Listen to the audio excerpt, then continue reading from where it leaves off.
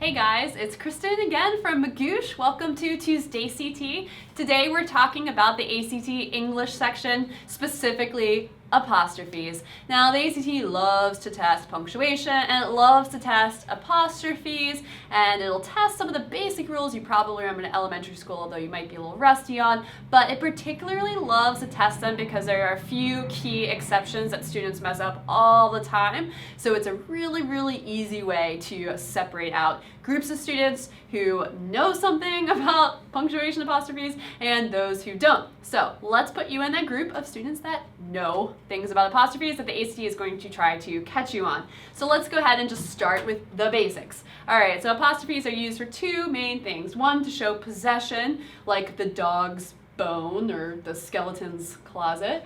And the second use would be for contractions. So will not becomes won't, or should not becomes shouldn't. The ACT doesn't test contractions in that sense so much, but it does test some exceptions to the rule, which I will get to at the end of this video. But let's go ahead and talk about possession. All right, so there are singular nouns, singular subjects that can possess other things, own other things, and plural ones. So when we're talking about something that's singular, a singular noun, a singular subject, like Mary, she's one person, the apostrophe goes before the S, all right? So we have Mary's elephants. It doesn't matter what the word, what the object that is being owned is, whether that's singular or plural, it's the subject. So remember that there are some collective nouns like team, business, committee that you know are made up of multiple people, but those collective nouns are singular. So if we have a team, even if it's made up of people, it would be the team's a bus. Team apostrophe S bus. If it is plural, if the noun is plural, then the subject is plural, then the apostrophe goes after the S. So if we have multiple teams that are all cramming onto one bus, then it would be the team's bus S apostrophe. If we have a bunch of girls that have some jackets, not just one girl that has a boatload of jackets, it would be the girls' jackets, girls S apostrophe jackets. Okay, so singular before the S, plural after the S. Remember, it has to do with the subject or the person owning the thing or the thing owning the thing, not the thing that they are possessing.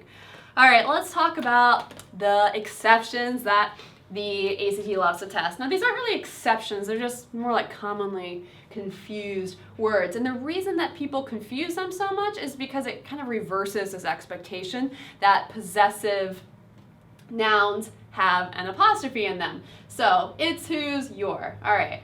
IT apostrophe S is not the possessive. IT apostrophe S is a contraction for it is. And this ITS, no apostrophe, is the possessive pronoun. Same thing with whose. WHO apostrophe S, that is who is. And whose, WHOSE, is the possessive.